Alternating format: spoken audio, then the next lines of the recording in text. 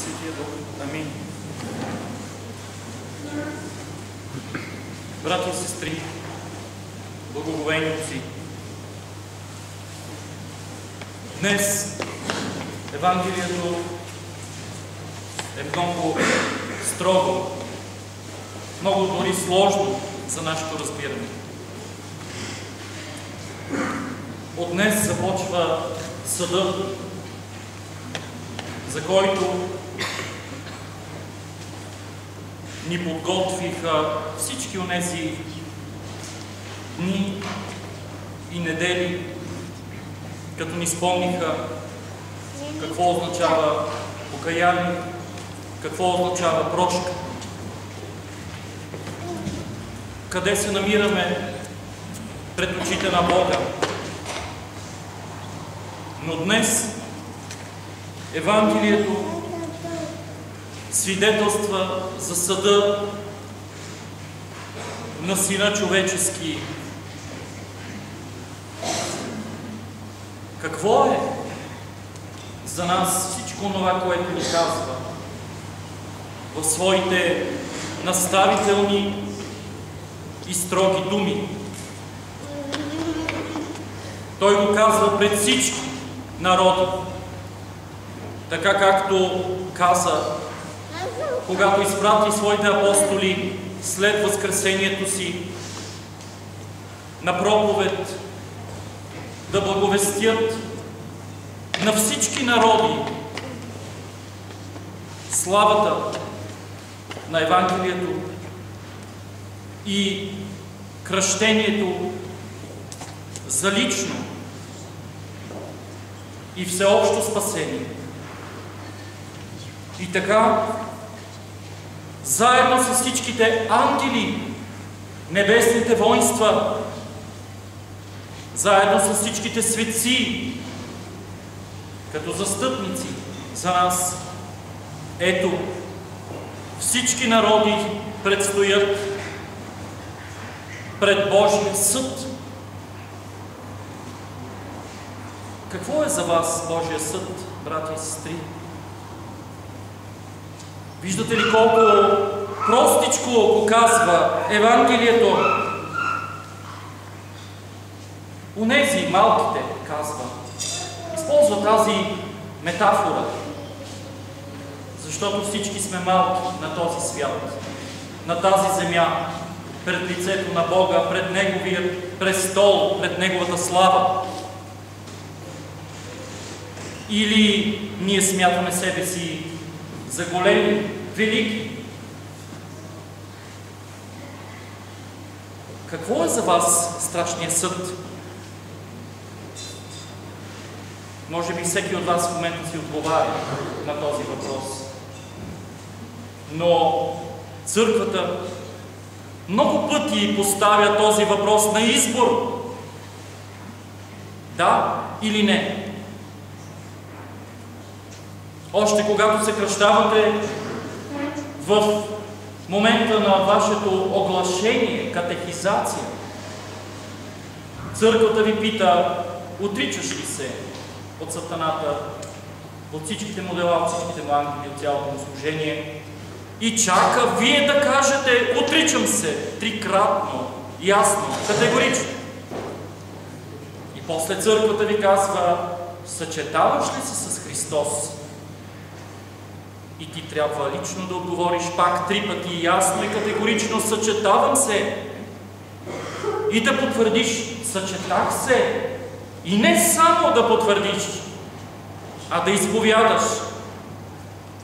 И покланям се на Него като цар и Бог. А нима църквата не ви изпитва, когато вие стоите в храма в момента на литургия, на Евхаристията, и достойни или недостойни всички се причастявате?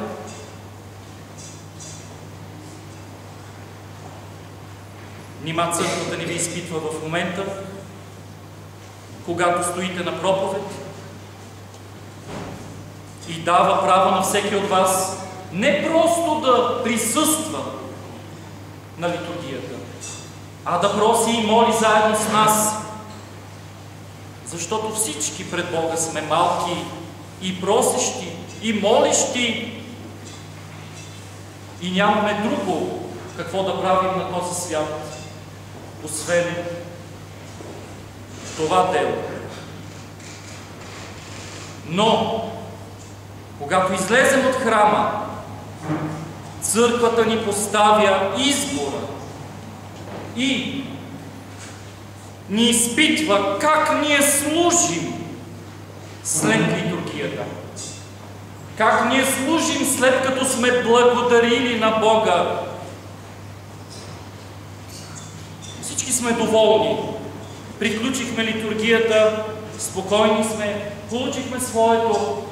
Слава Богу, затваряме вратите и се прибираме по къщите си. И ето настава момента, в който ти трябва да застанеш пред твоя личен съд, в твоя собствен живот. Съда на ближните. Съда на ближните. На онези малките, които трябва да нахраните, да приберете, да облечете, да лекувате, да посетите, да беседвате с тях, да им дадете от своето, да им простите. Това е страшният съд, братя и сестри. Това за нас е невъзможно. Това за нас е сложно, защото толкова много сме се възлюбили себе си, че забравихме за уния малките. Това е съда на нашата собствена съвест, тук на земята. Защото дори да бяхте изпълнили закона като младия юноша и всички заповеди да бяхте изпълнили, ако нямахте милостта, която получихте от Бога даром, ако нямате любовта, която получихте от Бога даром, защото Той толкова възлюби света, че отдаде единородния си, свой син.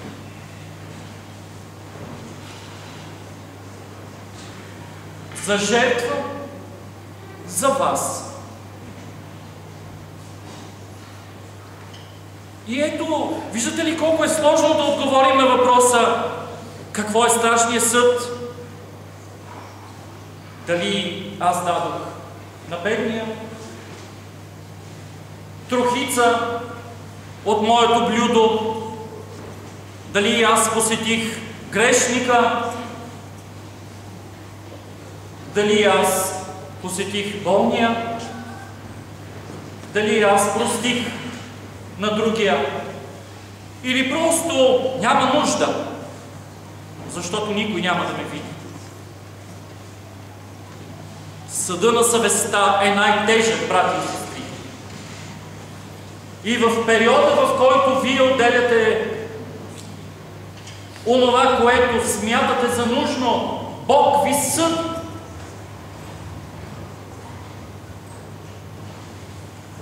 А не само Бог, а и църквата. Защото майката, която се грижи за вас тук на земята, е църквата. Много тежко Евангелие, много сложно. Не може да се тълкува. Не може да се правят интерпретации на текста, защото текстът е ясен и категоричен. Текстът казва: дойдете вие благословени на Отца ми. Брати и сестри, това са тежки думи, които имат своя произход дълбоко в учението на Свещеното писание на църквата. Благословение на кого? На Отца, на Твореца, на Създателя на всичко видимо и невидимо. Наследете царството, приготвено за вас от създанието на света. Представете си каква благодат и дар, харизма получавате вие. Наследявате царството. И ето, този съд говори за друго. Идете от мене далече, проклети в огън вечни. Няма изход, просто няма изход. Това е Евангелие. Няма дори нужда от проповед това Евангелие. Ако вие го чуете и ако го разумеете и ако го разберете, няма смисъл. Защото това Евангелие е Евангелието на страшния съд. На връзката между земята и небето. На връзката между човека и Бога. То е ясно и категорично как ще бъдете съдени. Разбрахте ли? Така е. Не можем да тълкуваме това Евангелие. Освен да следваме дума по дума Христовите заповеди. Ето за това много е трудно да изживеем съда още тук на земята. Ние сме лукави, ние сме грешни, ние сме слаби, ние сме малки. И за това се опитваме да бягаме от законите на Христос. Да бягаме от дома на Отца, да бягаме от Неговата воля. Мислим си, че Той ни вижда.